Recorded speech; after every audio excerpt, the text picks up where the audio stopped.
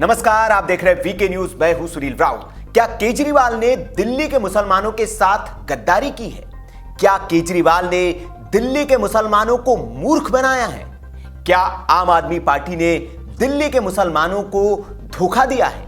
ये सवाल इसलिए उठ रहे हैं क्योंकि दिल्ली के मुसलमान दबी जुबान से यही कह रहे हैं। दरअसल जिन मुसलमानों ने चुनाव में सबको दरकिनार कर आम आदमी पार्टी को झोली भर भर कर वोट किए, जिन मुसलमानों के दम पर केजरीवाल को मुस्लिम बहुल इलाकों में बम्पर वोट और सीटें हासिल हुई, उन्हीं मुसलमानों को चुनाव जीतते ही केजरीवाल भूल चुके हैं। उनसे केजरीवाल ने मुंह मोड़ लिया है, ये आरोप उन पर लगने लगे हैं। दरअसल चुनाव से पहले जिस शाहीन बाग के साथ आम आदमी पार्टी ने होने का दावा किया था, डिप्टी सीएम मनीष सिसोदिया ने भी कहा था कि वे शाहीन बाग के साथ है।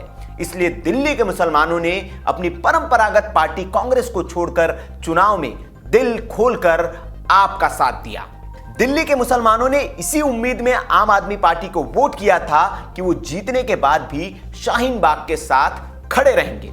लेकिन केजरीवाल ने चुनाव जीतते ही ऐसी पलटी मारी कि मुसलमान उनकी जुबान और दिल दोनों जगह से गायब हो गए।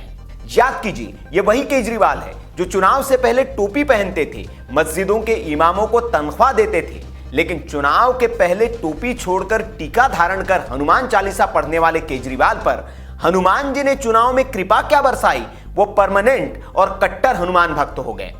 केजरीवाल ने चुनाव जीता तो जीतते ही वे हनुमान मंदिर में गए। मुसलमानों को उम्मीद थी कि सेक्युलर कहलाने वाले केजरीवाल किसी मजार पर जाकर भी चादर चढ़ाएंगे, क्योंकि जीत में बजरंगबली के साथ ही अली का भी योगदान है।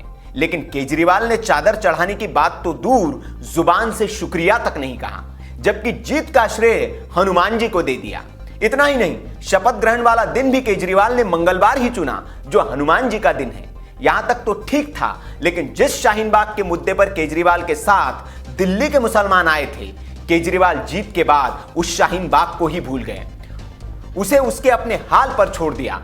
वैसे शाहीन बाग को उम्मीद थी कि उनकी वजह से मुसलमानों ने केजरीवाल को झोली भर भर कर वोट दिए तो शुक्रिया कहने शाहीन बाग जरूर आएंगे।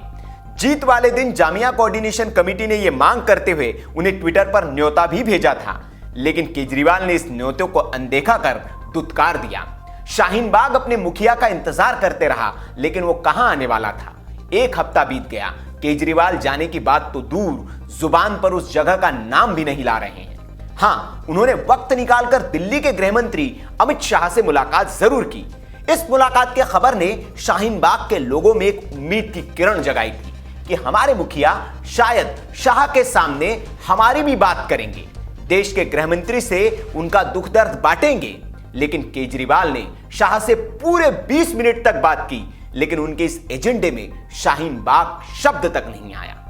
हो सकता था कि जिन मुसलमानों ने उनको बम्पर वोट किया, उनके मसले को वे गृह मंत्री के सामने उठाते, कहते कि साहब, मेरे सूबे की जनता आपसे उम्मीद लगाए बैठी है, एक बार जाकर मिल लीजिए। लेकिन केजरीवाल ने यह मुनासिब ही नहीं समझा। अब केजरीवाल पर दिल्ली के मुसलमानों का गुस्सा भी निकलने लगा है। अरबाज नासिर खान का ये ट्वीट देखिए, वो लिख रहे हैं कि केजरीवाल के पास शाह से मिलने का वक्त है, लेकिन शाहीन बाग, जामिया और जेएनयू के प्रदर्शनकारियों से मिलने के लिए नहीं है। मुसलमानों को वोट के लिए कोई भी मूर्ख बना सकता है। यह गुस्सा अकेले अरबाज का नहीं है, शाहीन बाग के मुसलमान भी केजरीवाल से काफी नाराज है।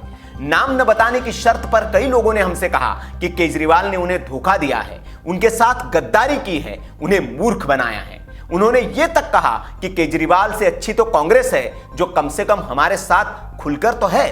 केजरीवाल को वोट देकर हमारे साथ धोखा हुआ है, लेकिन अब पछताए क्या होता है जब चिड़िया चुग गई खेत। वैसे केजरीवाल हवा के रुख के साथ बहने वाले नेता हैं और उन्हें पता है कि हवा का रुख किधर है, इसलिए वे भी उधर ही हो लिए हैं। केजरीवाल को अब दिल्ली के बाद देश में लड़ाई लड़नी है और वहां उनकी लड़ाई हिंदुत्व के मुद्दे पर ही होगी। इसलिए वे भी हिंदुत्व की सियासी धारा में शामिल हो चुके हैं और टोपी को उन्होंने उतारकर कहीं कोने में रख दिया है। आपको क्या लगता है, क्या केजरीवाल ने वाकई दिल्ली के मुसलमानों के साथ धोखा किया है? कमेंट बॉक्स में आप अपनी राय हमें दे सकते हैं। वीडियो अगर आपको अच्छा लगा हो तो लाइक करें, शेयर करें और ऐसी खबरों के लिए आप हमारे चैनल को सब्सक्राइब कर लीजिए। देखते रहिए वीके न्यूज। शुक्रिया।